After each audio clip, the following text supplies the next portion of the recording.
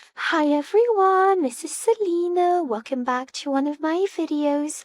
I hope you're well. If you're new to my channel, welcome. My name's Selina and I release crochet tutorials and free patterns. And today I am back with a beautiful Victorian shawl. I'm trying to show you on camera. It's absolutely stunning. It's a V-shaped shawl. It features a lovely filet crochet design and a picot edging. As always, the free pattern will be available on my website, selinaveronique.com. The link will be in the description box, and this is inspired by the Victorian era. All the historical details and everything that inspired this Victorian era shawl is available on my blog. Like I said, it's linked in the description box if you are interested, because I don't want to make the introduction too lengthy. So for this project, I used this yarn. It's called Shhhh Double Knitting by James C. Brett, and it's a beautiful color. It's so pretty. So this yarn is a DK weight yarn. It's also known as a light 3 yarn in American terms. It comes in 100 grams. It comes in a 601 yard ball. So one ball of yarn goes a long way, and it's 80% acrylic, 20% wool, and this is just perfect for this weather. But you can substitute this yarn with any light 3 yarn of your preference. That's absolutely not a problem. I will be linking everything that I used in the description box, and I will be also linking a substitute yarn for Americans and Canadians. You will need 2 balls of yarn for this project, because I did make mine quite large because I wanted a larger shawl, just because it can be quite cozy in this weather. But if you make it smaller, you might only need 1 ball of yarn, but I did need 2. But as you can see, I only needed a tiny bit from the second ball of yarn, so you probably need about 700 yards of yarn for this project. You will also be needing a 5mm crochet hook, a tapestry needle, and a pair of scissors, and that's it. I will be speaking in US terms with British terms in brackets. Don't forget to like, comment, and subscribe, and without further ado, I'm just going to jump into the tutorial. Okay, so to begin this tutorial, make a slip knot. So just go ahead and create a slip knot, pop your hook through and tighten. Now chain 4, 1, 2, 3 and 4, and slip stitch through the first chain on your hook to create a center into which you will be crocheting. Now chain 3, 1, 2 and 3, and this counts as a double crochet. And now place 5 more double crochets within this center. So to create a double crochet, wrap your yarn around your hook, go into the center, pull up a loop. You have 3 loops on your hook. Take your yarn and pull through 2 loops, and take your yarn and pull through 2 loops, and this creates a double crochet. And obviously the first chain 3 also counts as a double crochet. I will be fastening in my loose end as I go, and so just go ahead and place your double crochet. So 5, 1, 2, 3, 4 and 5, and obviously the first chain 3 counts as your first double crochet. Now chain 2, 1 and 2, and place another 6 double crochets into this same center. So 2, 3, 4, 5 and 6, and this is row 1. So turn your work like so. This is row 1, and you should have 6 double crochets on each side with this chain 2 space at the top. And now for the next row, chain 3, 1, 2, 3, and now place another, and this counts as your first double crochet, and place another double crochet inside the first stitch so that you have 2 double crochets together in the first stitch. Now chain 1, skip a stitch and go into the next with a double crochet. Chain 1, skip a stitch and go into the next with a double crochet, and chain 1 and skip this stitch and go directly into the center here with 2 double crochets, 1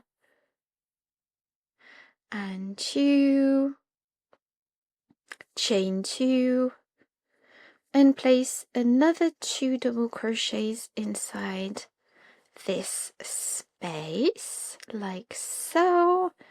Now chain 1, skip this stitch, the first stitch, and go into the next with a double crochet. Place your double crochet into the next stitch. Chain 1, skip a stitch and go into the next. Chain 1, skip a stitch and go into the last stitch, which is the chain 3 from the previous row, and place 2 double crochets together in this chain 3.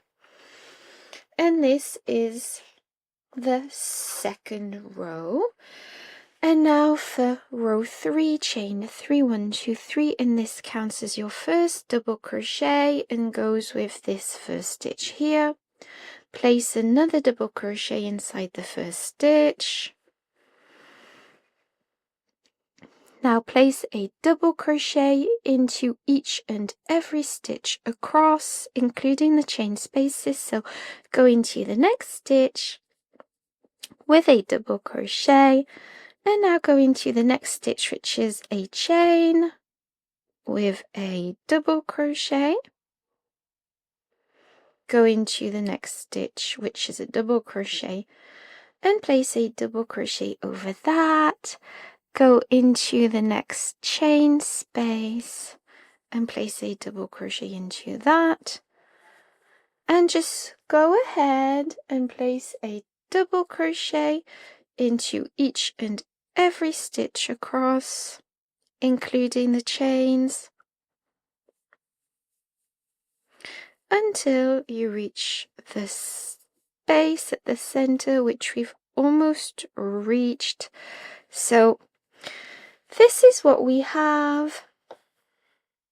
So for the space at the top, it's the same once again. Place 2 double crochets inside this space, chain 2, and place 2 double crochets inside this space, and now go all the way down with a double crochet into each and every stitch, including the chains from the previous row. So we've almost finished the first side of the V. Now, so chain 1, skip a stitch, which is this last stitch on this side, and go directly into the space with 2 double crochets inside the space, chain 2, and 2 double crochets inside this space. Now chain 1, skip the next stitch, and go into the next with a double crochet, and just repeat this pattern, chain 1, skip a stitch, go into the next, chain 1, skip a stitch, and go into the next, and just repeat this pattern until you reach the other side. So we've almost finished this row, chain 1, skip a stitch and go into the last stitch with 2 double crochets in the last stitch, which is the chain 3 from the previous row. And so this is what we have. So now what we are going to be doing is alternating those rows.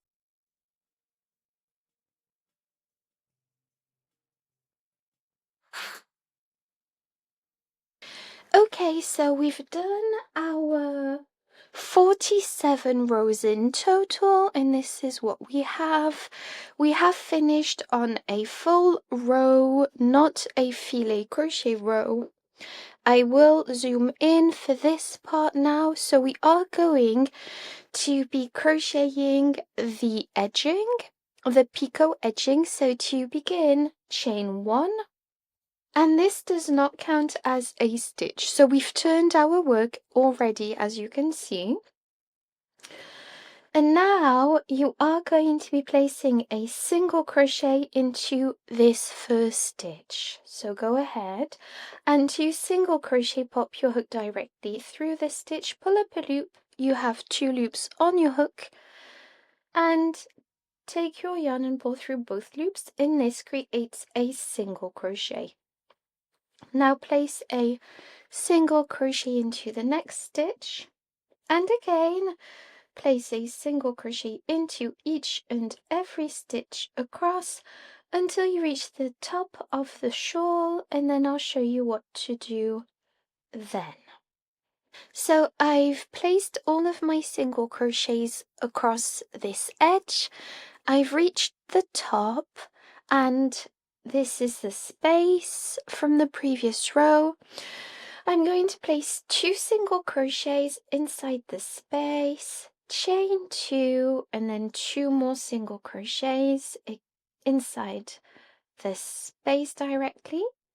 And now I will be placing a single crochet all across the other side of the shawl until I reach the end of this side. So obviously this edging is going to be done on the V side. I should have said that at the beginning, but just so this is the shape of the shawl. This is the bottom, which should be straightish, and so we are going to be doing the border across this first V and then down the second V, and then once we reach the other side, that's where we end the first row.